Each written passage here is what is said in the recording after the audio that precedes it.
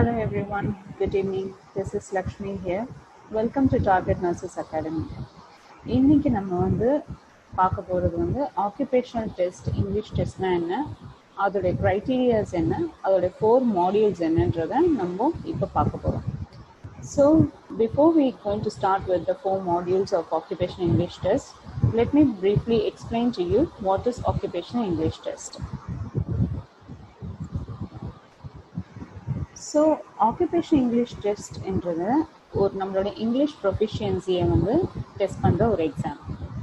But not only it is going to be testing our English proficiency, it will also be testing our medical knowledge as well. So it is an English proficiency test along with medical knowledge. So basically நமக்கு English plays a vital role in this exam. So நம்ம English fluency, நம்ம English writing skill and listening skill, it's all important. In English knowledge is very much important in doing this occupational English test. So before going to deeply analyze the occupational English test, அதோட difference between occupational English test and IELTS அப்படின்றத என்னன்னு பார்க்க போகிறோம். Both exams ரெண்டுமே நமக்கு reading, listening, speaking and writing, இதில் இந்த 4 modules எப்போவுமே இருக்கும். இந்த 2 எக்ஸாமுமே நம்ம இங்கிலீஷ் ப்ரொஃபிஷியன்சி இங்கிலீஷ் ப்ரொஃபிஷியன்சியை மட்டும் தான் நம்ம டெஸ்ட் பண்ண போகிறோம்.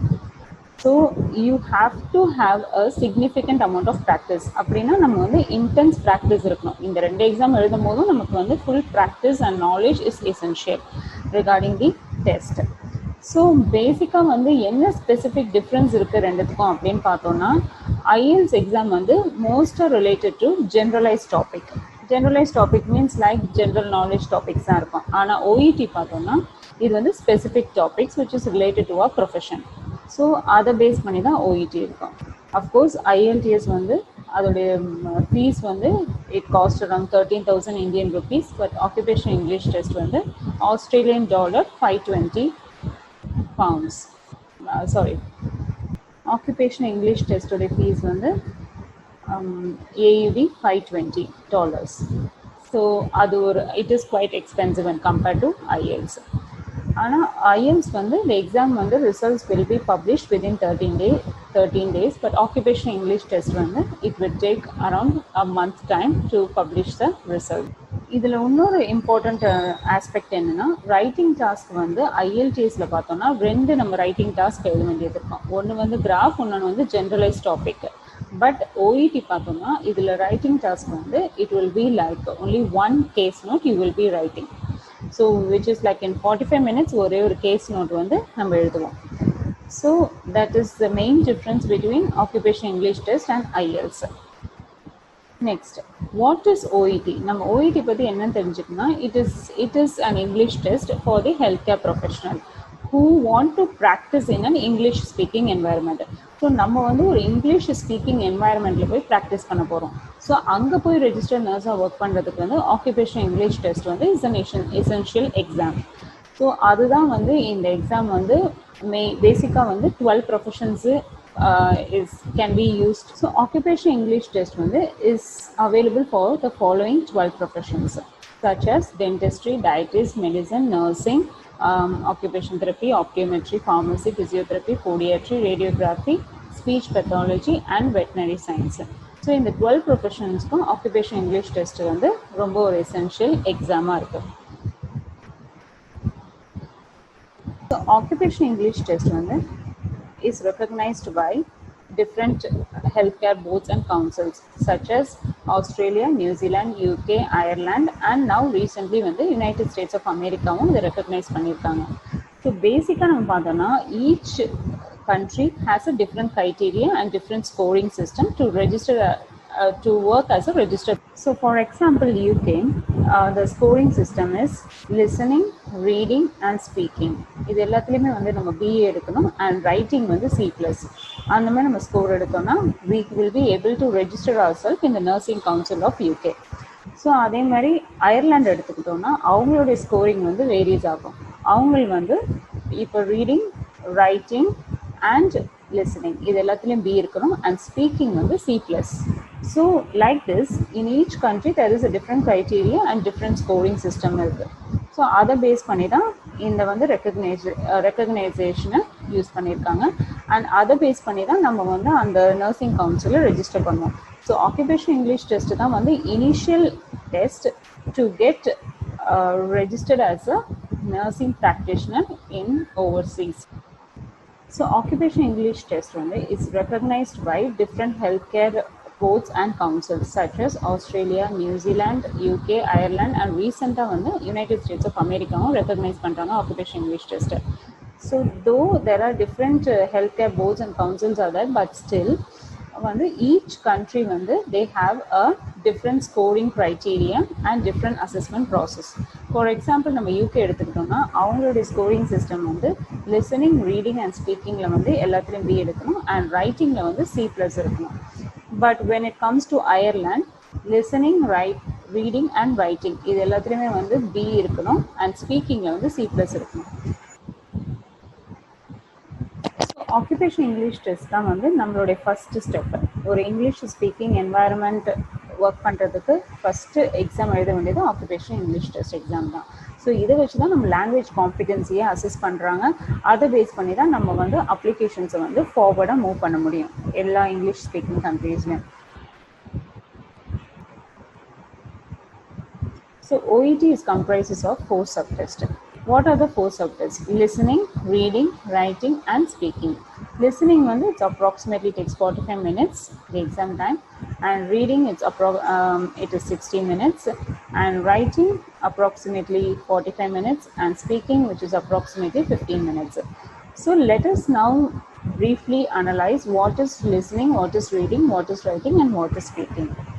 So listening na enna? Listeningல நமக்கு 3 parts கொடுத்திருப்பாங்க. In each partல நம்ம நிறைய different type of extracts கேட்போம், and at each extractல நமக்கு ஒரு beep sound இல்ல pause இருக்கும். So நமக்கு they will be giving us an opportunity to read the questions, to understand the keywords. Everything will be done in the recording. So recordingலே அதுக்கேத்த pauses இருக்கும். அந்த questions read பண்ண நமக்கு time கொடுத்திருப்பாங்க. And நம்ம ஆன்சர் predict பண்றதுக்கும் நமக்கு டைம் இருக்கும். So because listening part A, it is only for 15 minutes. So once is 15 minutes part A is completed, they will be collecting our answer papers. So you will be given 2 minutes to check your answers at the end of the listening part, and all the recordings only once it will be played. So that is the most important. You will not hear the recording the second time. Only once தான் நம்ம அந்த recording play பண்ணிருப்பாங்க. So that is the criteria of listening.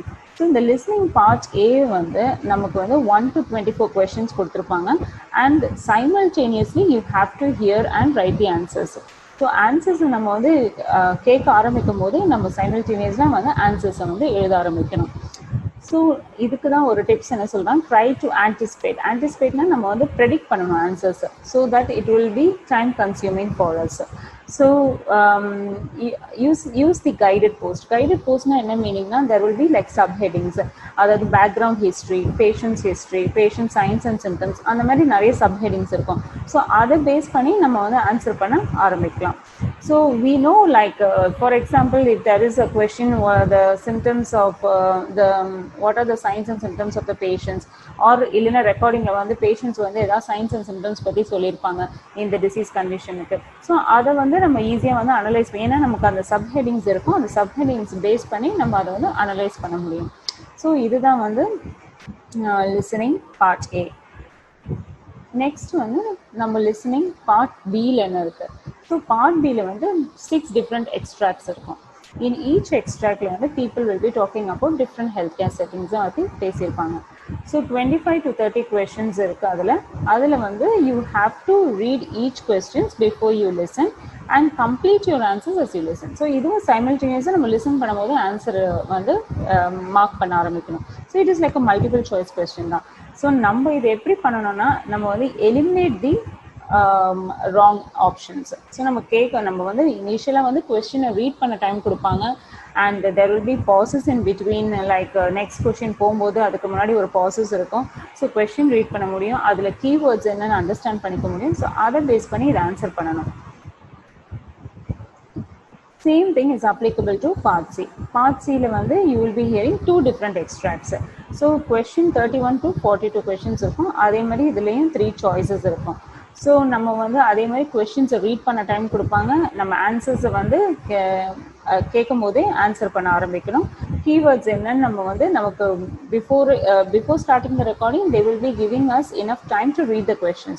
So while reading the questions itself, you will be able to understand it and underline the keywords. Keywords underline பண்ணும்போதே நமக்கு வந்து நமக்கு ஒரு rough idea கிடைக்கும். So we can be able to predict it. So it is like read, listen and answer. So that is what you have to understand the synonyms. Synonyms na ipo vandu passage la vandu like recording la vandu different meaning irukum, words use pannirpaanga, but here the synonyms will be different. So you have to understand the same meaning and according to that you have to answer the questions. So nama synonyms vandu plays a major role in all this occupation English test. Either it is listening or reading. So ரெண்டுத்துலயும் வந்து synonyms வந்து plays a major role. So நம்ம listening வந்து usually the slang வந்து it will be like Australian slang இருக்கும். So நம்ம everyday அதை practice பண்ணும்போது everyday you have to listen lots of podcast, radios, BBC radios இந்த மாதிரி நம்ம listen பண்ணும்போது நமக்கு வந்து you will be able to understand the slang and understand the pronunciation, and according to that you will be able to gain some experience, and based on that you will be able to accomplish the listening task. So இதுதான் வந்து listening. So next we move on to reading. Reading வந்து அதே மாதிரி மூணு parts இருக்கு. Reading part A, part B and part C. So part A வந்து it will be 15 minutes and part B and C வந்து 45 minutes. So part A ல வந்து you will be given a 4 short text கொடுத்திருப்பாங்க. அதுல வந்து one text வந்து either table formatல இருக்கும் இல்ல graph formatல இருக்கும். So there will be 20 questions and the 20 questions வந்து எப்படி இருக்கும்னா matching the questions இருக்கும், short answer questions இருக்கும், sentence completion questions இருக்கும். So after completion of part A, the answer paper will be collected. So இதுல வந்து spelling is important. But நம்ம லிஸ்னிங்ல பார்த்தோம்னா ஸ்பெல்லிங்ஸ் வந்து அவ்வளவா நமக்கு வந்து எரர் இருந்துச்சுன்னா they will not minus your marks. But in reading part A வந்து ஸ்பெல்லிங் இஸ் இம்பார்ட்டன்ட் பிகாஸ் நம்ம பேசேஜை பார்த்து இருக்கிற ஆன்சர் தான் எடுத்து இதில் எழுத போகிறோம். So spelling is really important in reading part A. So next reading part ஏயோட ஸ்ட்ராட்டஜிஸ் என்னன்னு பார்த்தோன்னா அதுலேயும் அதே மாதிரி சப்ஹெட்டிங்ஸ் இருக்கும். நம்ம கொஷின்ஸ் அண்டர்ஸ்டாண்ட் பண்ணிக்கணும். You have to try to predict the answers and find the keywords in the questions. So இப்படி தான் வந்து நம்ம வந்து ஆன்சர்ஸை வந்து predicting the answers will help us, which is a time consuming method. So because for example சில questions வந்து numbers வர மாதிரி இருக்கும் சில answers, so you have to just write the numbers. So according to that you can able to find the answers from the passage. So அதுக்கேற்ற மாதிரி தான் நீங்கள் வந்து எப்பவுமே understand the questions, underline the keywords and predict the answers for part A. That is the main strategies for part A. So கீவேர்ட்ஸை நம்ம understand பண்ணோம்னா part A வந்து it will be easy for us. And reading part B. Part B எப்படி இருக்கும்னா there will be different types of documents, like நம்ம work place documents ஏதாவது இருக்கும், அந்த மாதிரி ஒரு ஷார்ட் ஃப்ரேசஸ் இருக்கும். அதே மாதிரி you will be given like 3 multiple choices இருக்கும். அதில் வந்து எது பெஸ்ட் ஆப்ஷன் நம்ம எடுத்து எழுத போகிறோம். இதில் என்னன்னா நம்ம வந்து you have to read the question first. கொஸ்டினை ரீட் பண்ணிவிட்டு அதுக்கப்புறம் அதை அண்டர்லைன் பண்ணுங்கள் கீவேர்ட்ஸை. அதுக்கப்புறம் you have to eliminate the wrong answers. So once you've read the passage, you will have a rough idea which option to be eliminated. So அந்த ஆப்ஷன்ஸை நம்ம eliminate பண்ணணும். So one option will be opposite to that of the passage. பேசேஜ்க்கு ஆப்போசிட்டாக இருக்கிற அந்த ஆப்ஷனை வந்து நம்ம eliminate பண்ணிடலாம். ஸோ 2 ஆப்ஷன்ஸ் வந்து அதுக்கு வந்து பெஸ்ட் ஆப்ஷன், அதுக்கு வந்து சூட்டபுளாக இருக்கும். ஸோ அதில் எது பெஸ்ட் ஆப்ஷனாக எடுத்து நம்ம வந்து ஆன்சர் பண்ணணும். அதுதான் reading part B, which is applicable same to reading part சிஸும் அதிலே தான். So they always say like look for keywords in the given passage. Passageல வந்து keywords நம்ம வந்து அண்டர்ஸ்டாண்ட் பண்ணிக்கணும், ஹைலைட் பண்ணிக்கணும். அப்புறம் வந்து அதை வந்து அதுக்கப்புறம் இன்கரெக்ட் ஆப்ஷன்ஸை எலிமினேட் பண்ண ட்ரை பண்ணணும். ஸோ அது மட்டும் இல்லாமல் நம்ம இதில் முக்கியமாக என்ன யோசிக்கிறோன்னா certain words like almost, unlikely, may not, should be. So இதுக்கு எல்லாமே வந்து it will change the meaning of the sentence. So we have to be well aware of the meaning, and according to that we have to choose the best option for the reading part A. This is also applicable for reading part C as well. So idhula another point enna you can take like 2 minutes for each questions. So that is the time criteria. In a part B and part C வந்து 45 minutes totally. So you have to take like 2 minutes for each question. So it will be easy for us to, even if you don't know the answer. For example, நீங்க வந்து 8th question or 9th questionக்கு answer தெரியல, நம்ம ரெண்டு வாட்டி படிச்சிட்டோம், நம்ம 2 minutes மேல போயிடுச்சுன்னு தெரிஞ்சுச்சுன்னா you have to skip it and you can anyway you can come later on to answer the questions. There is now no harm in that because part B and part C வந்து after completion of 45 minutes எல்லாம் நம்ம பேப்பரை வந்து collect பண்ணுவாங்க. So you have lots of time to like come and recheck the answers.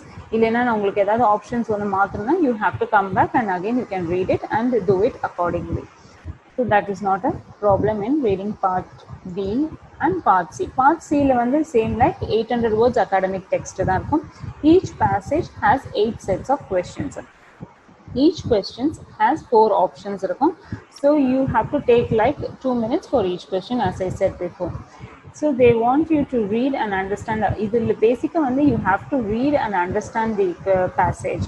So அதுக்கேற்ற மாதிரி தான் நீங்கள் வந்து ஆன்சர் பண்ண வேண்டியது இருக்கும். அதே மாதிரி தான் you have to follow the same criteria. Criteria is always the same for anything. Like for example, you have to eliminate the wrong option. You have to understand the synonyms. You have to underline the keywords. So these are all vital aspects in doing reading part A, part B, part C. So in reading பொறுத்த வரைக்கும் நமக்கு ரொம்ப எசென்ஷியலான விஷயம் என்னன்னா, நமக்கு வந்து understand the paragraph, underline the keywords, understand the synonym of the passage. So based on that you have to answer the questions. So இதுதான் வந்து basic criteria for reading. இதை நம்ம யூஸ் பண்ண கற்றுக்கிட்டோம்னா you will be able to answer it because you already know that there will be one incorrect option அதில் இருக்கும். So even 4 questions இல்லைன்னா 3 options இல்லை 4 optionsல there will be one option which is totally opposite to the passage. In that 3 option, if you read the keywords and underline it, you will find the best option for that question. So அதுக்கேற்ற மாதிரி தான் நம்ம வந்து ரீடிங்கை வந்து நம்ம பண்ணணும். If you know the criteria, it will be easy for you to understand it.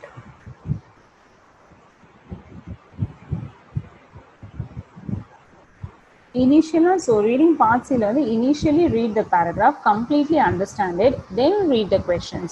So like as I said before, 3 answer options will contradict the text. Textக்கு வந்து opposite இருக்க வந்து 3 options இருக்கும். So எதாவது ஒரு ஆப்ஷன் மட்டும் தான் அந்த கரெக்ட் ஆப்ஷன்ஸாக இருக்கும். But it might be they might have used different synonyms. அந்த பேசேஜோட மீனிங் சேமாக இருக்கும், ஆனால் சினோனிம்ஸ் அந்த வேர்ட்ஸ் வந்து நமக்கு வந்து டிஃப்ரெண்ட்டாக கொடுத்துருப்பாங்க. ஸோ அதை அண்டர்ஸ்டாண்ட் பண்ணி நம்ம வந்து மார்க்கிங் எது பெஸ்ட் ஆப்ஷன்றதை நம்ம சூஸ் பண்ணணும். So you can you know how to make the way to the questions and also don't waste time in reading the paragraph. ஏன் நம்ம இப்படி சொல்கிறாங்கன்னா, ஏன்னா நம்ம வந்து ஒவ்வொரு கொஸ்டினும் வந்து it will lead to which paragraph for you to read. For example, இப்போ வந்து 13th question இருக்குன்னா paragraph A வந்து பாயிண்ட் அவுட் பண்ணி நீங்கள் paragraph A வந்து படித்து அதில் எழுதுகிற மாதிரி இருக்கும். ஸோ செகண்ட் கொஸ்டின் வந்து they will be asking to read paragraph C to answer that question. So you don't need to read all the whole paragraph. So the question itself will briefly explain which paragraph for you to read it. அதை base பண்ணி தான் இதை நீங்கள் பண்ண போகிறீங்க. Next ரைட்டிங்கில் என்ன நம்ம பார்க்க போகிறோம்னா, ஒரே ஒரு case note. There will be different types of letters such as referral letter இருக்கும், discharge letter இருக்கும், transfer letters இருக்கும். ஸோ டைம் அலோட் வந்து ரீடிங் டைம் வந்து 5 minutes. இந்த 5 minutes டைம் வந்து ரொம்ப எசென்ஷியல் டைம். ஏன் நமக்கு எசென்ஷியல்னா, நீங்கள் வந்து அந்த டைமில் தான் நம்ம கேஸ் நோட்டை வந்து ஃபுல்லாக அனலைஸ் பண்ண முடியும். அதை பேஸ் பண்ணியதுக்கு அப்புறமா தான் நம்ம வந்து அந்த ஆர்கனைஸ் பண்ணி ஒரு லெட்டரை நம்ம எழுத முடியும்.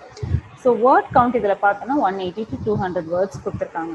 ஸோ ரைட்டிங்கோட பேசிக் ஸ்ட்ராட்டஜிஸ் என்ன நம்ம பார்த்தோம்னா, ஃபஸ்ட்டு வந்து செலக்டிங் த கேஸ் நோட்டை செலக்ட் பண்ணுறது. ஃபார் எக்ஸாம்பிள், இப்போ நம்ம ஒரு டயபெட்டிக் நர்ஸுக்கு வந்து ஒரு லெட்டர் எழுத போகிறோம், ரெஃபரல் லெட்டர் எழுத போகிறோன்னா, அந்த டயபெட்டிக் நர்ஸுக்கு வந்து என்னெல்லாம் பாயிண்ட்ஸ் வந்து இம்பார்ட்டண்ட்டோ அந்த பாயிண்ட்ஸை மட்டும் எடுத்து நம்ம அதில் வந்து லெட்டரில் ஆர்கனைஸ் பண்ணி எழுத போகிறோம்.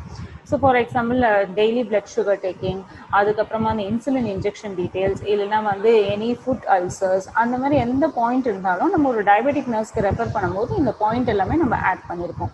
ஸோ இதுதான் வந்து writing case notes. So the main aspect என்னென்னா, ப்ராப்பராக கேஸ் நோட்டை செலக்ட் பண்ணுறது, அந்த கேஸ் நோட்டை வந்து கிராமட்டிக்கல் சென்டென்ஸாக ட்ரான்ஸ்ஃபார்ம் பண்ணுறது, அதுக்கப்புறம் இந்த organise the letter in a logical சென்டென்ஸாக ஆர்கனைஸ் பண்ணுறது. ஸோ ரீடிங் த டாஸ்க் தான் ஃபர்ஸ்ட் எசென்ஷியல் பார்ட். அதனால தான் அந்த 5 minutes டைம் வந்து இட்ஸ் வெரி இம்பார்ட்டண்ட். ஏன்னா அந்த 5 minutes டைம்ல you will have to understand it everything about the case note. யாருக்கு லெட்டர் எழுத சொல்லியிருக்காங்க, யாருக்கு ரெஃபர் பண்ண சொல்லியிருக்காங்க, என்ன நர்சிங் மேனேஜ்மெண்ட் கொடுத்துருக்காங்க அப்படின்றத வந்து நீங்கள் அனலைஸ் பண்ணணும். So understanding the case note, writing the purpose, what is the purpose of this letter, யாருக்கு இந்த என்ன பர்பஸ்க்காக இந்த லெட்டர் எழுதுறோம் அப்படின்றது ரொம்ப இம்பார்ட்டண்ட். இன்னொரு இன்ஃபர்மேஷன் என்னன்னா, நம்ம லெட்டர் வந்து ரொம்ப கிளியராக இருக்கணும், ப்ரிசைஸாக இருக்கணும், லெஜிபிளாக இருக்கணும். So people who are going to read that letter should be able to understand it easily. So அதுதான் important. So you can be either using pen or pencil நம்ம எக்ஸாமில் எழுதலாம். But from my perspective I would say that it is easy to write in pencil. ஏன்னா நமக்கு வந்து ஏதாவது mistake இருந்துச்சுன்னா நம்ம எரேஸ் பண்ணி அதில் எழுத முடியும். So that is one important information as well. So நம்ம வந்து லெட்டர் எழுதி முடிச்சுட்டு once again you have to read the letter. So when you are reading it you will B able to understand if any errors or anything you would like to change in that letter, அதை வந்து நம்ம கண்டுபிடிக்க முடியும். So அதனால் last வந்து ஒரு 5 minutes நீங்கள் வச்சுக்கிட்டிங்கன்னா அந்த லெட்டர் நீங்கள் ஆல்ரெடி ரீட் பண்ணி கோ த்ரூ பண்ணும்போது நமக்கு ஏதாவது மிஸ்டேக் இருந்தால் நம்ம வந்து ரெக்டிஃபை பண்ண முடியும். So that is another important. And the word count should not be exceeding more than 200. ஏன் 200 words ஓட exceed ஆகக்கூடாதுன்னா then it is clearly understood you are writing an irrelevant information in the case note. So நம்ம வந்து ஏன் அந்த word count கொடுத்துருக்காங்கன்னா அந்த relevant information நம்ம வந்து அந்த கேஸ் நோட்லேருந்து எழுதுறதுக்காக தான் அந்த வேர்ட் கவுண்ட். ஸோ நீங்கள் 200 வேர்ட்ஸுக்கு மேலே போயிடுச்சுன்னா it is clearly understood you are writing some irrelevant information. So 180க்கு கீழே எழுதணும்னா நம்ம ஏதோ ஒரு ரிலவெண்ட் இன்ஃபர்மேஷனை நம்ம ரைட்டிங்கில் மிஸ் பண்ணிட்டோன்றது அர்த்தம்.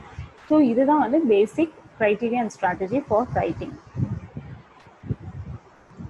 நெக்ஸ்ட் ஸ்பீக்கிங்ல நம்ம என்ன பார்க்க போறோம்னா they are going to score you based on your language skill as well as the clinical skill. இது ரெண்டுமே பார்க்க போறாங்க. ஸோ இனிஷியல் 1 to 2 questions வந்து வார்ம் அப் கொஷின்ஸ்னா என்னன்னா நம்ம ஜென்ரலைஸ் டாபிக் பற்றி கேட்பாங்க. நீங்கள் வந்து why did you choose nursing, அப்புறம் what are the challenges you face during your professions, அந்த மாதிரி different types of warm up questions. இது வந்து ரெக்கார்டிங் கிடையாது. To gain a rapport between the examiner as well as the candidate. So language skills na eppadi adha score பண்றாங்கன்னா நம்ம intelligibility, how you are fluently talking, appropriateness and grammar and expression. intelligibility தான் என்ன, நம்ம வந்து அந்த task கொடுத்துருக்க டாஸ்க்கை வந்து எப்படி கவர் பண்ணி நம்ம வந்து ஃபுல்லாக ஆன்சர் பண்ணுறோம். ஃப்ளூவன்சி, நம்ம இங்கிலீஷ் ஃப்ளூவன்சியை செக் பண்ணுறாங்க, எப்படி ஹெசிடேட்டிங் இல்லாமல் நீங்கள் பேசுகிறீங்க அப்படின்றத நம்ம செக் பண்ணுறாங்க. அப்புறம் அப்ராப்ரியேட்னஸ், அதாவது அப்ராப்ரியேட் ப்ரிசைஸ் இன்ஃபர்மேஷனை எப்படி அந்த பேஷண்ட்டுக்கு நீங்கள் கன்வே பண்ணுறீங்க. அண்ட் கிராமர் அண்ட் எக்ஸ்பிரஷன்ஸ், இது எல்லாமே வந்து நம்ம செக் பண்ணுறாங்க. And how the clinical skill வந்து ஸ்கோர் பண்ணால் relationship building, your interpersonal relationship between patient and the nurse, அதை வந்து செக் பண்ணுறாங்க. ஸோ நீங்கள் எப்படி பேஷண்ட்டுக்கு இன்ஃபர்மேஷன் கொடுக்குறீங்க, எப்படி பேஷண்ட்லேருந்து இன்ஃபர்மேஷன்ஸ் நீங்கள் வாங்குறீங்க, எப்படி அதை ஸ்ட்ரக்சர் பண்ணுறீங்க, எப்படி பேஷண்ட்டோடைய பெர்ஸ்பெக்டிவ்லேருந்து நீங்கள் பார்க்குறீங்க அப்படின்றது தான் இதோடைய basic concept. So it's basically like you have to talk in an empathising way patient கிட்ட பேசும்போது. ஸோ யூ கேனாட் லைக் நம்ம ஏதாவது ரொம்ப பொலைட்டாக ஒரு விதவுட் எனி லைக் ரூடாக எதுவுமே நம்ம பேச முடியாது பேஷண்ட் கிட்ட. ஸோ ஒரு எம்பத்தைசிங் வேல நம்ம பேசணும். So you have to like frequently use like sorry, please, thank you, இந்த மாதிரி நம்ம வந்து பேஷண்ட் கிட்ட பேசும்போது ஃப்ரீக்வெண்ட்டாக அதை யூஸ் பண்ணுவோம். So that gives a clear picture and patient also will have some confidence in you and they will be able to express their feelings. இப்போ நம்ம ரூடா ஏதாவது பேஷண்ட் கிட்ட பேசும்போது they don't feel comfortable to communicate with us. So அதுதான் பேசிக்காக வந்து ஸ்பீக்கிங்கில் பார்க்குறாங்க.